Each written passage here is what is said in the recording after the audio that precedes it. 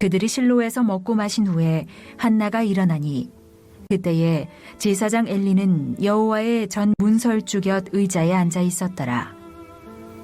한나가 마음이 괴로워서 여호와께 기도하고 통곡하며 서원하여 이르되 만군의 여호와여, 만일 주의 여종의 고통을 돌보시고 나를 기억하사 주의 여종을 잊지 아니하시고 주의 여종에게 아들을 주시면 내가 그의 평생에 그를 여호와께 드리고 삭도를 그의 머리에 대지 아니하겠나이다.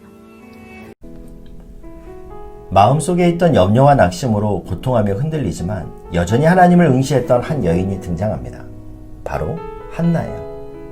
이 한나에게는 큰 고통 하나가 있었는데 그녀에게는 자식이 없었다는 겁니다. 이것만 해도 큰 고통인데 자식이 있던 정적 분인나가 의기양양하면서 한나를 집요하게 괴롭혀요. 그런데 이 한나는 겉으로 보기에는 세상 부러울 게 없는 여인이었어요. 이스라엘 지역 중에서도 풍족한 지역으로 소문난 에브라임 산지에 살고 있었고요. 뼈대 있는 가문의 사람인 엘가나에게 시집을 갔어요. 그리고 그녀는 그 남편으로부터 온 사랑을 독차지하고 있어요. 객관적으로 보기에 한나는 아쉬울 것이 없는 모든 조건을 다 갖춘 여인이었어요. 그런데 이런 풍성한 복을 받아들였던 한나였지만 그녀에게 딱 한 가지, 한나에게는 자식이 없었더라. 이 한 가지 고통이 얼마나 큰지 그녀가 누리고 있던 나머지 모든 축복들이 무색할 지경이었습니다. 그런데 사실은 하나님께서 한나에게 이런 불임의 고통을 안겨주셨어요. 하나님께서 그에게 임신하지 못하게 하시니 하나님께서 어떤 의도를 가지고 주시지 않으셨습니다. 오늘도 하나님은 이런 일을 우리에게 행하시는데요. 왜 하나님께서는 우리의 삶에 이런 고통을 허락하실까요? 먼저는요, 이 고통이라는 것은 내가 하나님 앞으로 나오기를 촉구하시는 하나님의 사랑의 메시지라는 사실입니다. 물론 모든 고통이 그렇다는 것은 아니에요. 죄로 인한 고통, 자연적인 고통, 여러 종류의 고통이 있지만 오늘 한나에게서 나타나는 고통은 하나님의 부르심이 담겨있는 고통이라는 겁니다. 여러분, 이 고통의 문제를 풀기 위해서 우리가 마음에 담아야 할 한 가지 사실이 있는데요. 그것이 뭐냐면 하나님의 관심은 우리의 육신보다도 우리의 영혼에 있다라는 사실입니다. 우리는 찰나와 같은 이 땅에 초점이 있습니다만 하나님의 관심은 여기에 머물러 있지 않아요. 하나님은 우리가 70년, 80년 안개처럼 사라질 것에 취해 살기를 원하지 않으세요. 우리가 이 땅에서의 편안한 삶을 추구하면서 영원한 나라를 잊어버리고 하나님을 잊고 사는 이런 삶을 오래 지속적으로 살아가면 하나님께서는 우리에게 말씀하세요. 나에게 나와야 해. 너 거기 머물러 있으면 안 돼. 이리로 와야 해. 오늘 우리는 영적인 고통을 느끼지 못하는 시대에 살고 있어요. 그래서 하나님 없이도 잘 살 것 같이 생각하고 이 찰나 같은 70년, 80년을 고생 없이 사는 것을, 그것이 행복이라고 착각하면서 그렇게 인생을 사는 것이 그것이 우리의 비극이지 않는가 하는 겁니다.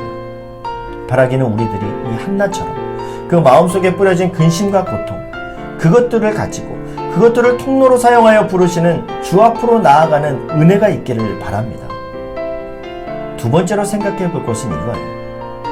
고통이라는 것이 내가 하나님 앞으로 나오기를 촉구하시는 하나님의 사랑의 메시지라면 기도라는 것은 그 부르시는 하나님께 나아가는 통로라는 사실입니다.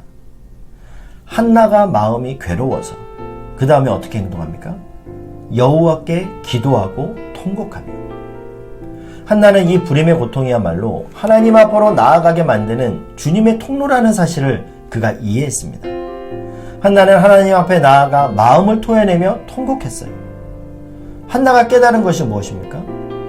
내가 고통할 때 사람들을 찾아다니기보다는 나의 고통을 하시는 하나님 앞으로 나아가면 하나님은 결코 외면치 않으신다.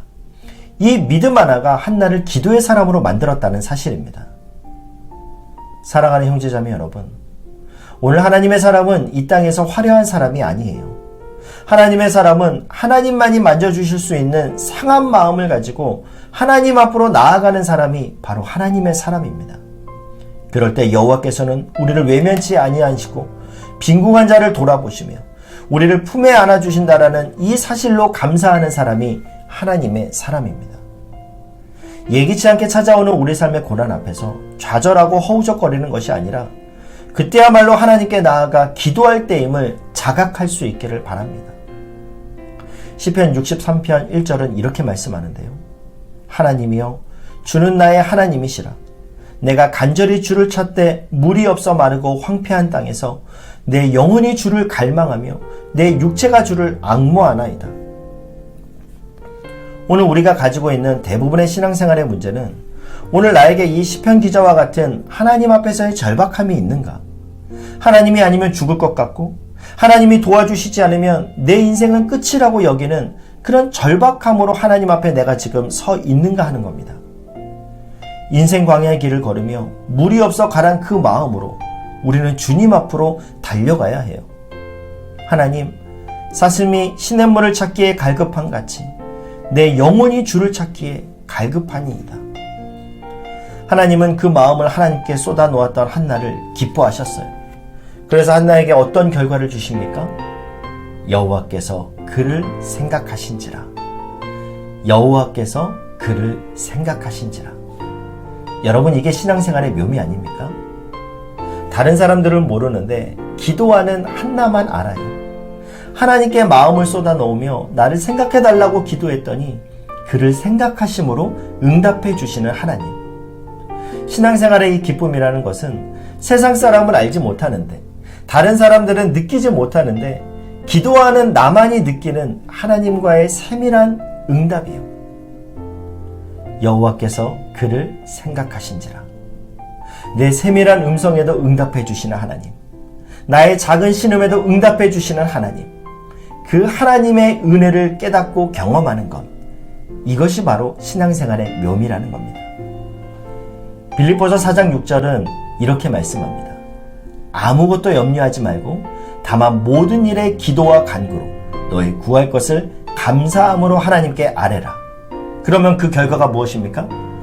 그리하면 모든 지각에 뛰어난 하나님의 평강이 그리스도 예수 안에서 너의 마음과 생각을 지키시리라.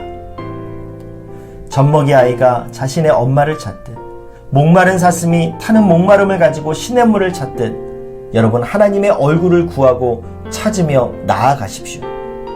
그럴 때 내가 내 기도를 들었고 내 눈물을 보았노라 말씀하시는 하나님의 음성을 들을 뿐만 아니라 지금 이 순간 나의 환경은 여전히 요동치고 있지만, 여전히 경량이 일고 있지만, 그 가운데서 하나님께 기도와 간구로 아랠 때 마음 한편에 내니 안심하라, 너는 평안하라 말씀하시는 예수님의 평안이 우리 내면에 물밀듯이 밀려오는 은혜가 있기를 주님의 이름으로 축복합니다.